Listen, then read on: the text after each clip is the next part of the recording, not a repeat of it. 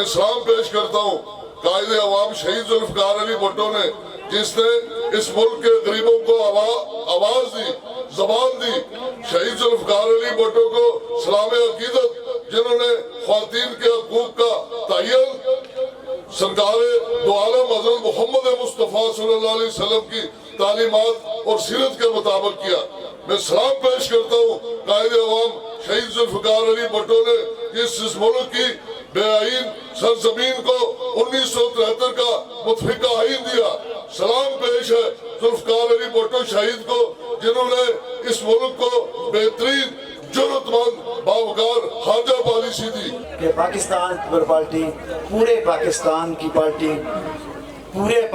की पार्टी नजरियात के साथ जुड़ी हुई, वो कश्मीर हो या पाकिस्तान का कोई ऐसा हो, अपने वर्करों की आवाज़ पे लब्बैक कहती है, अपने वर्करों के दुख दर्द पे हमेशा लब्बैक कहते हुए हाजिर होती है, और उनके काम जो उनकी मुश्किलात होती हैं वो हल करने में इंशाअल्लाह अल्लाह के फजल व करम से कोशिश करते हैं कि मसाइल में कमी आ जाए।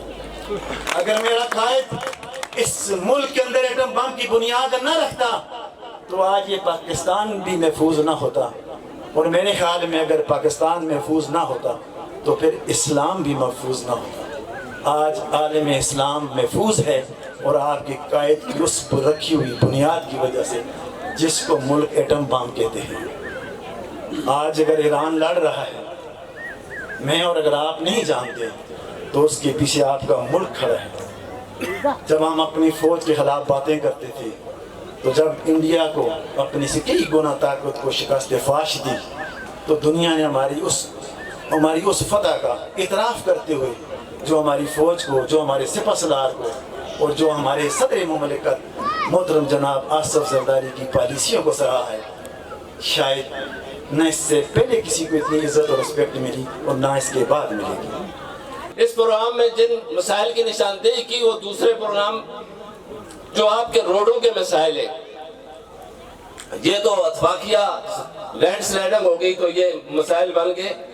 रोडों का आपके दरीना मसाइल है, आज के नहीं है। ये मसाइल हल करने के लिए हमें भी पता है कि ये बड़े मसाइल है। कुछ काम हमने किए यहाँ रोडों के, कुछ सफाई की होगी, कुछ नए रोड बनाए होंगे, कुछ कटिंग करके नए रोड बनाए होंगे, किसी को पुख्ता किया होगा, इसी इलाके में किए होंगे। आप बहन भाइयों के ही होंगे, कुछ रह भी गए होंगे क्योंकि हम इक़्तिदार में नहीं है। जिस तरह यहाँ असहाबा का जिक्र भी किया गया कि हज़रत उमर फारूक के दौर में उन्होंने ये कहा था कि अगर नहर फरार के किनारे अगर कुत्ता भी भूखा मर जाएगा तो इसकी जिम्मेदारी मेरी है। लेकिन इन कामों की जिम्मेदारी हमारी नहीं है, जिनको वोट दिए उनकी जिम्मेदारी है। ये सवालों से पूछा जाएगा। जितने मसाइल होंगे हमारी तंजीमें बनी हुई हैं, निशानदेही करेंगे इंशाल्लाह। जो हम कर सकेंगे उसकी कोशिश करेंगे, हल करेंगे। जो हमसे नहीं हो सकेंगे उनका बताएंगे इंशाल्लाह। अगर यहाँ से हमारा मेंबर पीपल पार्टी का जीत गया इस हल्के से, कोई भी हो पीपल पार्टी का, मैं आपसे वादा करके जाता हूँ आपके जितने मसाइल होंगे मैं अपने आप से करूँगा। अपनी बहनों से वादा करके जाता हूँ कि आपको बेनज़ीर इनकम सपोर्ट प्रोग्राम के लिए एबटाबाद नहीं जाना पड़ेगा। लेकिन ये जिम्मेदारी आपके हमारे इन भाइयों पे है, ये हमें बताएंगे, जगह बताएंगे तो इंशाल्लाह हम टीमें वहां भेजेंगे। रहा नौजवानों के लिए, इन्होंने कहा था कि एक ग्राउंड का यहाँ इंतजाम करें, उसके लिए भी आप पे मुनहसर है कि आप हमें कोई जगह देंगे तो उसको हम ग्राउंड आपको बना के देंगे। लेकिन उन्होंने ये जरूर कहा, मैं अपनी बहनों को भी कहता हूँ, अपने भाइयों को भी कहता हूँ, परसों उन्होंने मुझे कॉल की, उन्होंने कहा जो आप जहाँ से भी आपने पोलिंग स्टेशन आपके लोगों ने जितवाए या यहाँ से कुछ वोटें हमें माकूल तरीके से मिली है, हमारी हौसला अफजाई हुई है, वहाँ इंशाल्लाह हम काम भी करवाएंगे और शाह साहब से बैठ के आपको इंशाल्लाह खुशखबरी भी सुनाएंगे। जब भी पाकिस्तान पीपल पार्टी की हुकूमत आई तो हमें उसके लिए जो कुछ करना पड़ा इंशाल्लाह उसके लिए हम करेंगे। इस इलाके को पहले भी पाकिस्तान पीपल पार्टी ने कभी मायूस नहीं किया और आइंदा भी नहीं करेंगे।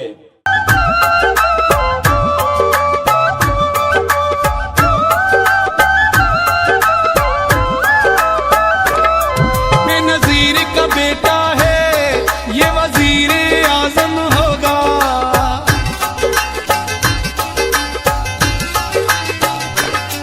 बेनजीर का बेटा है ये वजीर आजम होगा। चलो तीर पे ठप्पा लगाए आएगा बिलावल, कहती है भेने माए आएगा बिलावल।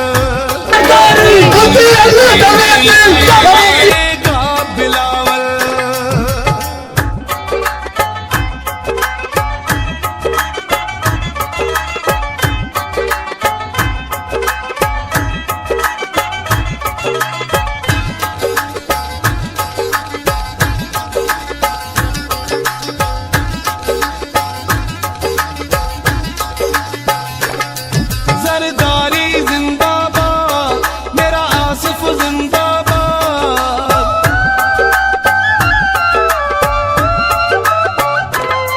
जरदारी जिंदाबाद, मेरा आसिफ जिंदाबाद।